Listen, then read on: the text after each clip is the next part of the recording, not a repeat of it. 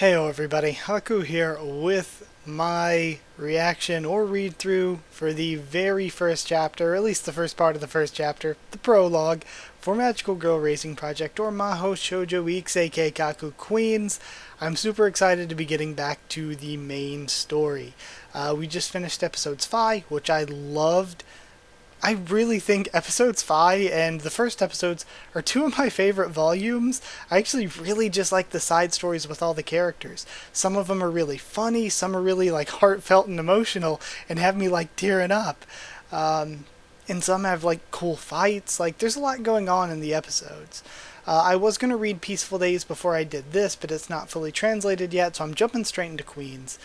In the plan right now is this week you'll be seeing this video, but right before it, probably, you'll be seeing my reaction to the character designs, and it's mostly just characters from previous arcs, like the vast majority. But yeah, I suppose let's go ahead and start off with, this video is just going to be the prologue. I don't know how many parts I'm going to be splitting chapters into. It just depends on how much time I have. If I have time for like a 1 hour video every week, I'll make them kind of long and won't have to split it into so many parts. It just depends on how much time I have, how quickly I want to get through this. But for chapter 1, I'm going to start off doing the prologue this video, and then next video will be everything else in chapter 1. So this is just the Queen's prologue, basically. Alright, and chapter 1 is called The Battle Begins, but I don't know if that's important yet, because I'm just reading the prologue for right now. Alright, prologue. And, of course, it's going to take a little bit of getting used to, because it's been kind of a while since finishing up Aces. So, gonna have to get back into remembering, like, where everybody is right now, pretty much. The magical girls working under Puk Puck, whose busy days seemed endless, were hard at work. There were groups who practiced battles in the dojo.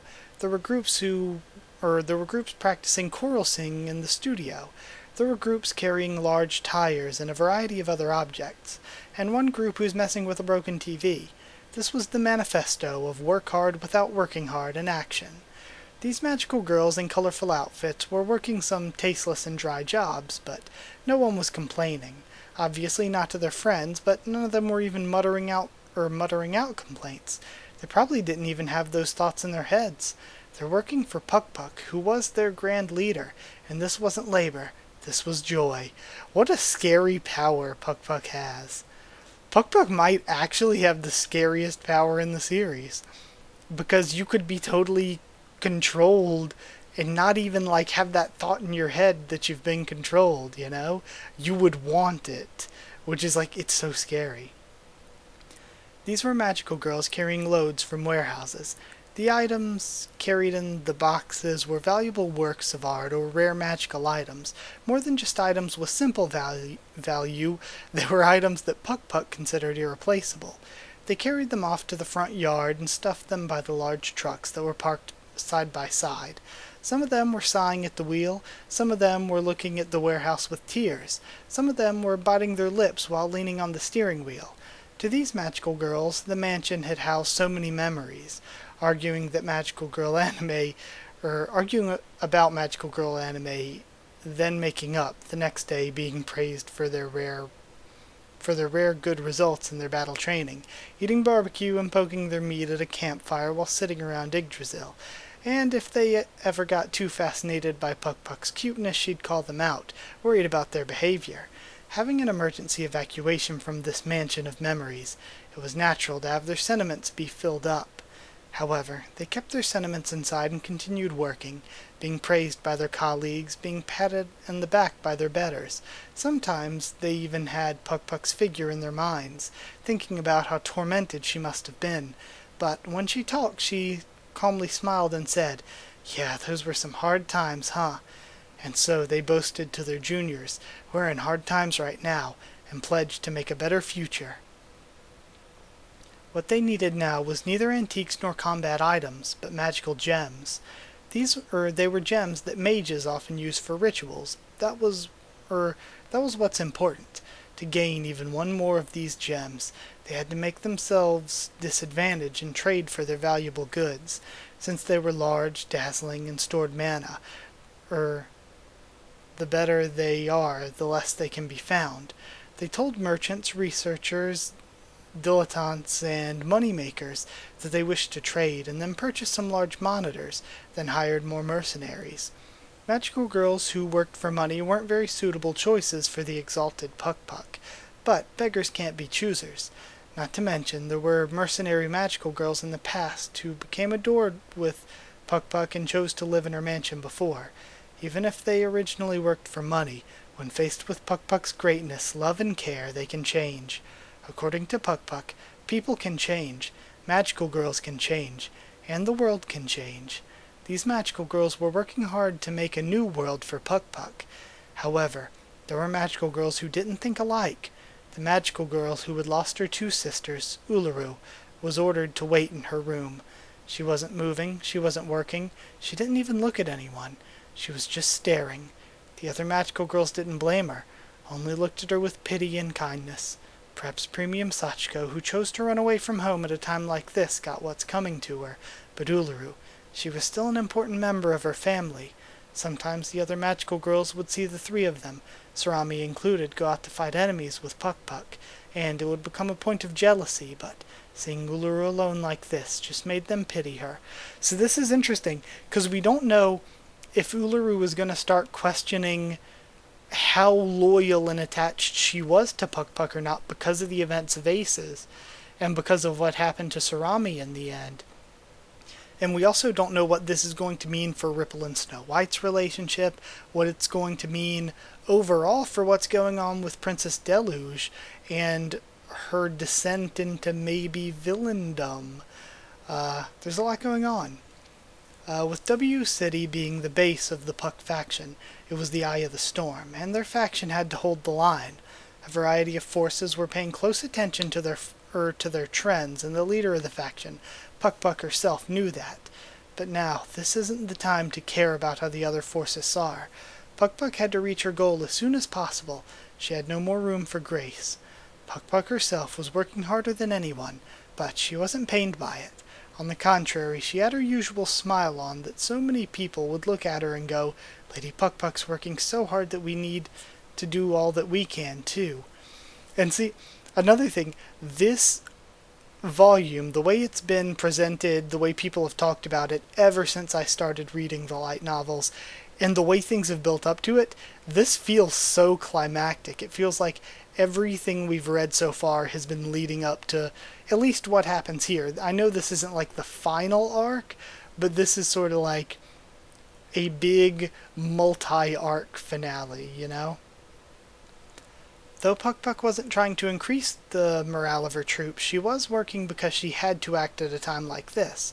Her smiles are just an extra service on the side. When Shadowgale started, she and the other magical girls designated for the ritual were gathered in a private room.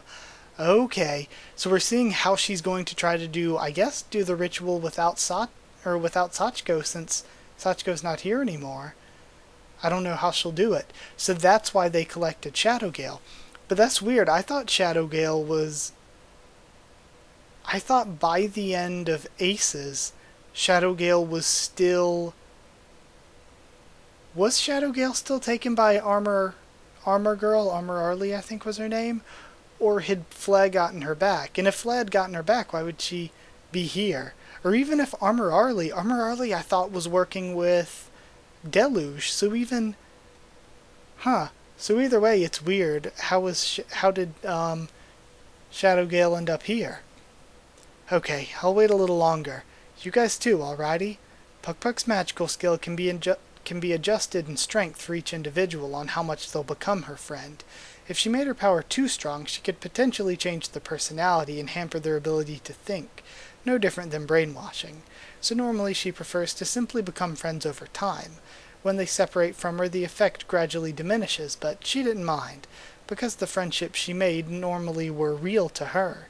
However, that's an interesting aspect of her ability too.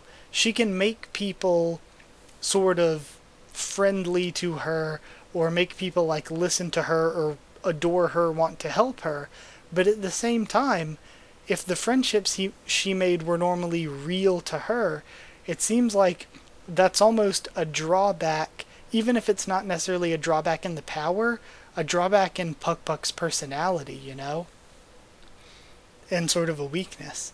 However, now's an emergency. She couldn't afford to do it as she prefers. Puk Puck constantly visited the people who she wanted to keep a tight friendship with, and she would instantly turn people into her friends. When we finally get out, let's play together, okay? Okie dokie, let's play together. After looking at Shadowgale, who replied with an entranced look on her face, Puk Puck nodded 3 times with satisfaction, petted her, and left. She felt bad that she didn't do the same to the other new friends she made, but there was work to be done. Lots of work. She did try to meet all of them and look them in the eyes, with the will to protect them. If Puk Puck didn't see them on a daily basis, even if she uses her powers at full strength, they'd feel their hearts separate little by little. That's because her friends weren't forced to obligation, but they themselves had to choose to do it. So this is interesting. Because of Snow White's powers, I wonder if Snow White can think of a way around this or not.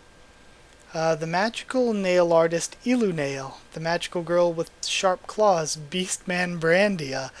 Okay, what a name, Beastman Brandia.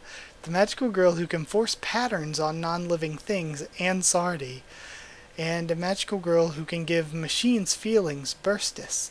They were all Puk Puck's important friends. So I wonder, are they going to be like important ones for this arc then? Burstis, Ilunail. Ilunail, not Illuminail. Ilunail. Beastman Brandia, I love that name. And Ansardi. Alright. Good afternoon, Lady Puck. You look cute as always today. Just thinking about you calms my heart, Lady Puck. She talked to each one of them and wholeheartedly petted their heads. After exiting the dungeon, she took off her apron dress. What a scary power! And the surrounding magical girls quickly covered her up with a toga while braiding her hair. Puk Puck continuing to walk without losing her pace. After leaving the eastern building's basement, she aimed toward the western building. She went across a shortcut, opened the sliding door, and then opened another sliding door. When she reached the room she wanted to go to, when just inside was Uluru, shrugging her shoulders and sitting down. That's right, Uluru's room was around here. Cheer up, okay, Uluru? Lady Puck, I want to talk about Snow White. Despite being attached, Uluru was being rude by going straight to the point without even any greetings, but Puk Puck couldn't blame her. She felt sad for her, being all depressed like this. Puck knows, Uluru. Sachiko was killed by Snow's friend, right? But hey, you can't keep blaming Snow for that, okay? But Puck will talk to Snow, alright? Despite trying to cheer her up, Uluru once again slumped to her knees on the tatami mat and hugged her own chest. She heard a painful groan, as she also listened to the pitter-patter of water droplets dropping down to the floor. Uluru was crying. Jeez, I love Uluru. Uluru. She'd stopped to talk to Uluru for over 2 minutes and 30 seconds. She couldn't afford to waste 1 minute, let alone a single second. Sorry, okay? Puk Puck. And her leaving Uluru like this because she thinks Uluru is like the most loyal might be part of what ends up letting Uluru see the way her powers work and break free. Like, Puk Puck could be like screwing herself over here. Because, like, what if that loyalty from Uluru, like, she finds out that loyalty's misplaced? Puk Puck left Uluru and went ahead, and the magical girls that were following her followed along. As she got further away, she can hear a slightly annoying sound of folding paper coming from Uluru. Puk Puck unconsciously turned around. Uluru was taking out a piece of paper from her breast pocket. Uluru, is that what's left of Sachiko? Puk Puck went over to Uluru with big strides, taking the paper away from her. She looked at the paper with a yes and no column on the signing area. It all looked too familiar.